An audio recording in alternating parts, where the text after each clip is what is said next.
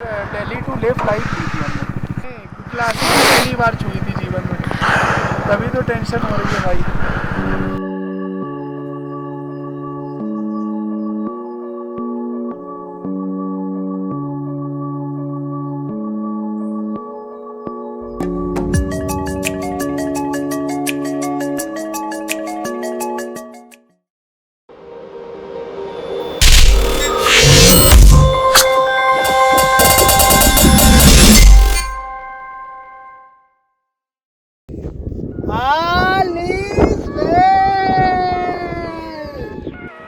Good morning everyone, welcome back to the channel. I am Prashant and you are watching Road Moto. So आज हमारी ride का 8वां दिन है। पैंगोंग हमारी जो डेस्टिनेशन थी उसमें लास्ट स्पॉट है और इसके बाद हमारी वापसी की जर्नी शुरू हो रही है। लेकिन यार वाकई में जो ये अपना एक अचीवमेंट रहा ना, खारदुंगला करना और फिर पैंगोंग आना, ये अपने आप में चैलेंजिंग उतना शायद नहीं था हमें। और हमारी किस्मत बहुत अच्छी रही क्योंकि हमें बारिश जो थी वो सिर्फ हम जब हुंडर से निकले तब थोड़ी सी हमें मिली और वो भी बहुत थोड़ी सी निकली। फिर हमने ब्रेक लिया तो उसके बाद बारिश जो है हमें नहीं मिली, रोड्स गीली मिली लेकिन धूप मिली। और जब हम यहाँ पहुँचे तो यहाँ पे पूरा जैम पैक था, यहाँ पे बहुत सारे हैं। हम जहाँ पर रुके हैं उस जगह को कहते हैं स्पैंग मिक। ये लुकांग से करीब 2 किलोमीटर और आगे है। यहाँ पे 3 इडियट्स की शूटिंग हुई थी। तो अगर आप पीछे देख सकते हैं वो पॉइंट, वो वाला जो पॉइंट है वहाँ पे 3 इडियट्स की शूटिंग हुई थी, जहाँ पे लास्ट सीन जो है वो 3 इडियट्स का उधर शूट किया गया था। तो यार ये जगह बहुत बढ़िया है। यहाँ पे टेम्परेचर इस वक्त, ये जून एंड है और इस वक्त जो टेम्परेचर है मेरे ख्याल से 0 डिग्री के आसपास है। कितना क्लीन है। अनफॉर्चुनेटली इसमें हम लिफ्ट नहीं मार सकते। ये इतना ठंडा है, पानी इतना ठंडा है कि इसमें उंगली डालते हैं उंगली जल जाती है। बट इतना क्लीन वाटर है कि आप नीचे के पत्थर आराम से देख सकते हो। इट्स एन एक्सपीरियंस यार। मतलब मैं एक बार सिनेमैटिक्स एक बार और दिखा देता हूँ, हालांकि बहुत बार दिखा चुका हूँ, but it's such A lovely place कि मुझसे रहा नहीं जा रहा। मैं बार बार यहाँ पे घूमने को आ रहा हूँ। हमने कल 4 घंटे यहाँ पे स्पेंड किए और आज फिर हम उठते ही यहाँ पर आ गए हैं। तो देखते हैं कुछ सिनेमैटिक्स और फिर उसके बाद हम ब्रेकफास्ट करेंगे and then our return journey will start. So see you on the road. जय हिंद।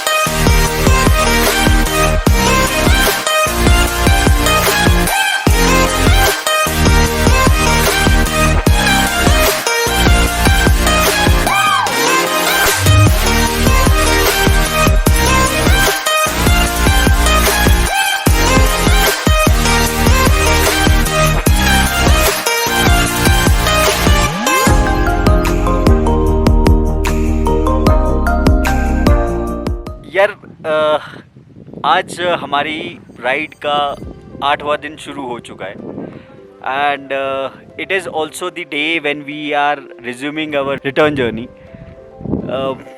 मन तो नहीं है ऐसी जगह को छोड़कर जाने का, लेकिन फैमिली है हमारी, वापस जाके उनसे भी मिले हुए हमें बहुत दिन हो गए और बाद वापस पहुंचते पहुंचते करीब 10 दिन हो जाएंगे।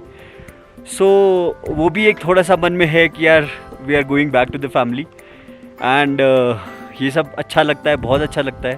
But at the end of the day you know home is where the heart is. We came here, we saw the place, we enjoyed the place, got the inspiration that we will come back again sooner than later, maybe in a different season when it's little more snowing and we are little more prepared. But yes, ये हमारा पहला experience था खारदुंगला का, लेह का, पैंगोंग का. But these places are amazing, beautiful, and I must say कि आप चाहे फैमिली के साथ आए, चाहे आप सिंगल आए, चाहे आप फ्रेंड्स के साथ आए, but you should come to Leh Ladakh, Jammu and Kashmir at least once in your life. With this, we will resume our return journey. यहाँ पे सब कुछ लोड हो चुका है, बाइक पूरी पैक्ड है, everybody is now ready and we are now ready to leave. So see you on the road. जय हिंद. So हम लोग को यहाँ से लैंडस्लाइड की वजह से, कल लैंडस्लाइड तो नहीं कहेंगे बट वो खिसकते पत्थर हैं, तो खिसकते पत्थरों की वजह से हमें अब दूसरे रूट से जाना पड़ेगा. वो रूट जो नया बन रहा है तो उस पर हमें जाना पड़ेगा. तो चलिए चलते हैं उधर ही. But that gives us an opportunity to actually see this lake once more. तो यहाँ से थोड़ी दूर आगे वो जो आप हिल टॉप देख रहे हैं वो करीब चाइना बॉर्डर है और वहाँ पे भी गांव हैं, वहाँ तक जा सकते हैं लेकिन कच्ची सड़कें हैं वहाँ पे. और बाइक तो आई थिंक जाना मुश्किल है, but people stay there. It's a proper village. Pangong में बस ये है कि हमें ऐसे ही रूट पे चलना होता है. ये स्पैंगनिक है एरिया जहाँ हम रुके थे, और जो फर्स्ट विलेज हिट करता है वो लुकुंग विलेज हिट करता है.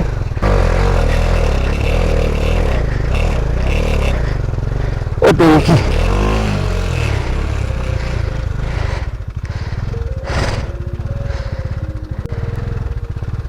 सो ये यहाँ पे बहुत होता है यार. अभी bikers are actually prepared for it because ये बहुत कॉमन बात है. हमारी बाइक्स काफ़ी हैवी लोडेड होती हैं तो 2-3 लोग चाहिए उठाने के लिए, और अब जब तक वो नहीं निकल सकते तब तक हम भी नहीं निकल पाएंगे.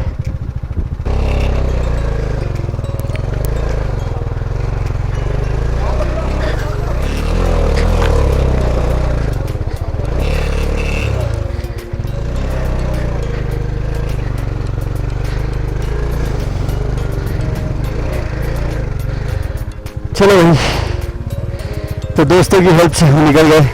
यहाँ पे हम पी रहे हैं कश्मीरी या लद्दाखी कावा.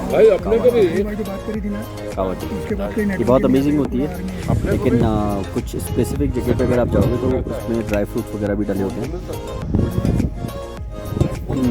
इट इज यम. सो हम लोग चांगला के रास्ते पर है. अभी देखिए कुछ बर्फ गिरी हुई है इधर. टेम्परेचर डिप हो गया है. हवा में समझ में आ रहा है कि हवा में जो सर्दी है वो शुरू हो गई है. कारू यहाँ से करीब 60 किलोमीटर्स है और कारू से पहले ही चांदला पड़ेगा.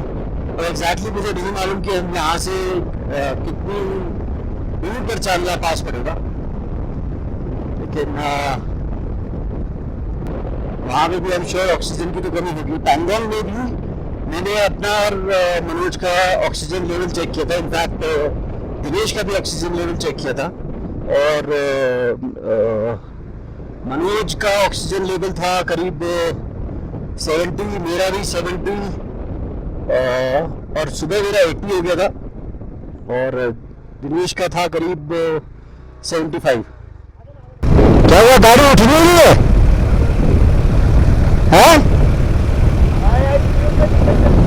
दिक्कत कर रही है ना?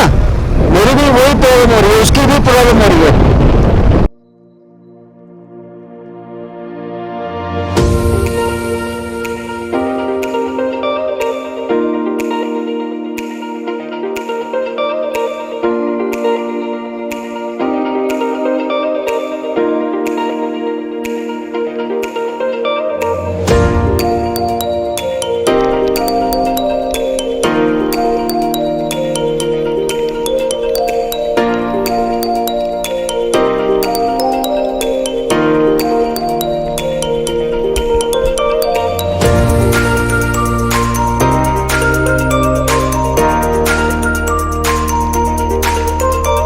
आपने आप भी तो चला के आए होगे, ऑक्सीजन की कमी से क्या हो रहा है ना कि बाइक चढ़ नहीं रही ऊपर। अब वो कितने अच्छे ड्राइवर, मतलब कितनी अच्छी राइडिंग करते होंगे वो उस पर डिपेंड नहीं है, मतलब राइडिंग भी नहीं करते हैं वो। क्लासिक पहली बार छुई थी जीवन में, तभी तो टेंशन हो रही है भाई। तो हिमालयन वालों को हस्बैंड वाइफ को ना क्रॉस करते हुए जब तुम लोग निकल गए थे, फोटो खिंचवा रहे थे, तो हमारे पास आकर रुके, बोले 2 गाड़ी पीछे धीरे धीरे लगी हुई है, ग्रुप की तो नहीं है, तो हमने उसको मना किया। हमारे ग्रुप को हो सकता है वो लोग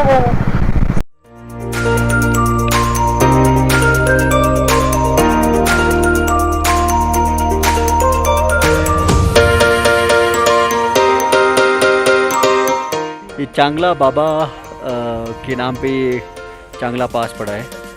और इस हम सरप्राइज्ड हैं इस बिकॉज मुझे तो लगा था कि ये करीब 16,000 फीट की हाइट पर है, बट ये 17,688 फीट की हाइट पर है। काफ़ी क्लोज है खारदुंगला से, बहुत ज़्यादा डिफरेंट नहीं है, लेकिन यहाँ ठंड बहुत कम है as compare to Khardungla. Khardungla में जो हवा चल रही थी ना, वो ईयर पियर्सिंग हवा जिसको बोलते हैं ना, वो थी। यहाँ पे वो नहीं है, लेकिन यहाँ पे जो पहुँचने के लिए रोड है यार, ऑसम।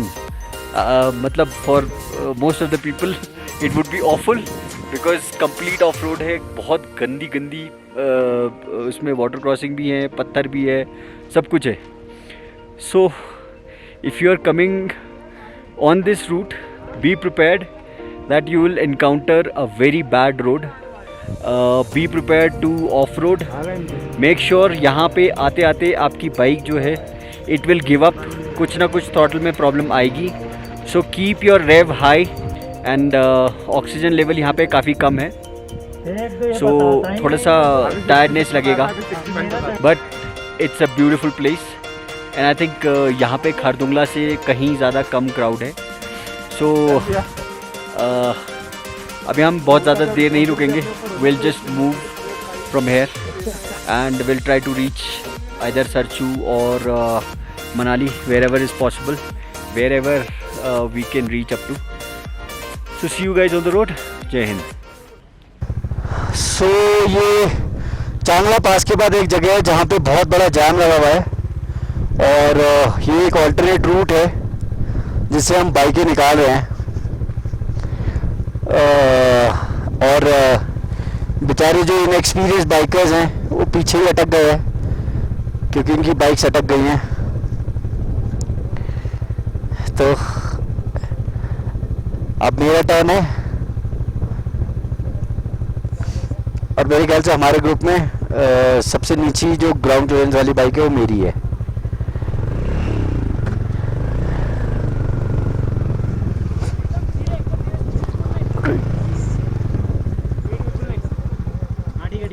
बिल्कुल नहीं, लेफ्ट लीजिए, एक्सीलेरेट नहीं करना, सिग्नल पे एक्सीलेरेट, हाँ छोड़ दो।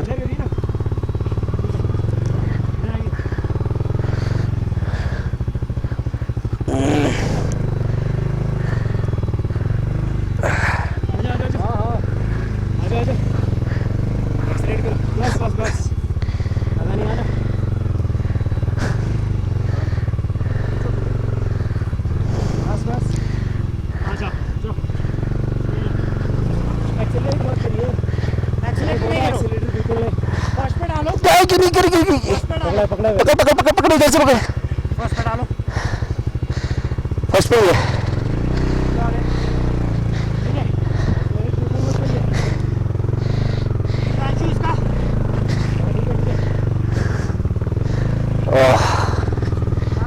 आराम से एकदम धीरे फ्रंट पे,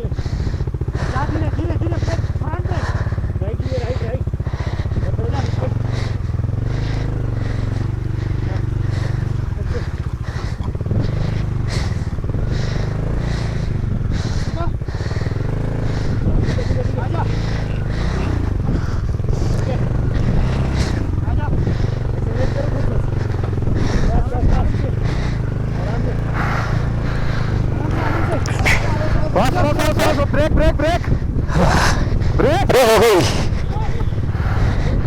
ब्रेक करो यार, क्यों? आराम से निकालो।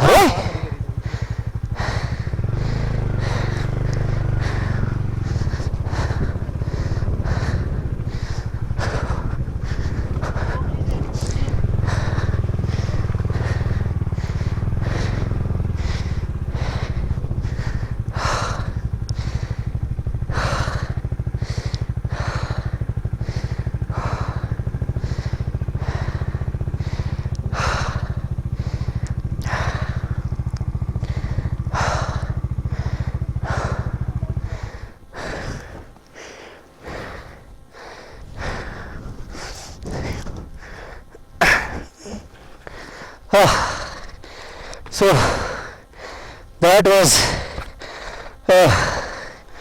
a bad crossing. और वहाँ पे तो गिरना था ही था.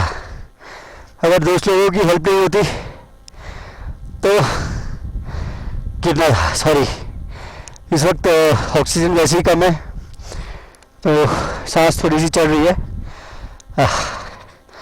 But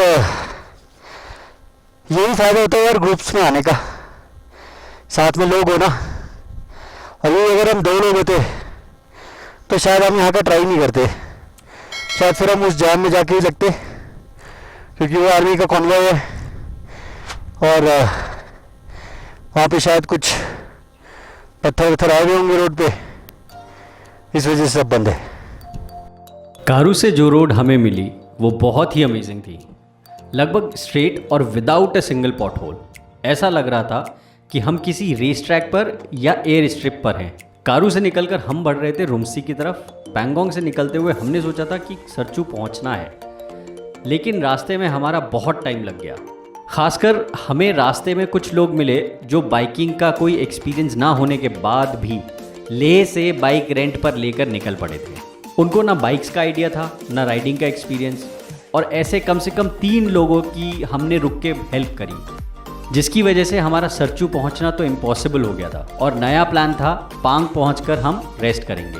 but man proposes God disposes, और हम ये भूल गए थे कि अभी तो टांगलांगला भी पास करना बाकी था. रुमसी में हमने सोचा रुक जाते हैं, क्योंकि अंधेरा होने वाला था. करीब 5 बज रहे थे और फिर हमने सोचा कि 2 घंटे और लगेंगे, 2 घंटे में हम पांग पहुंच ही जाएंगे. टांगलांगला पहुंचते पहुंचते काफ़ी देर हो गई. अंधेरा होने लगा और ठंड के तो क्या कहने.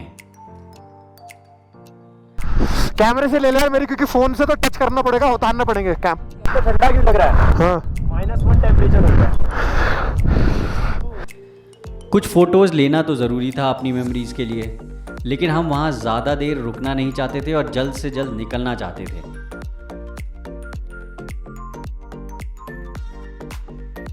मोरे प्लेन्स एक और ऐसी जगह है जो शायद अंधेरा होने की वजह से हमें मिस करनी पड़ी.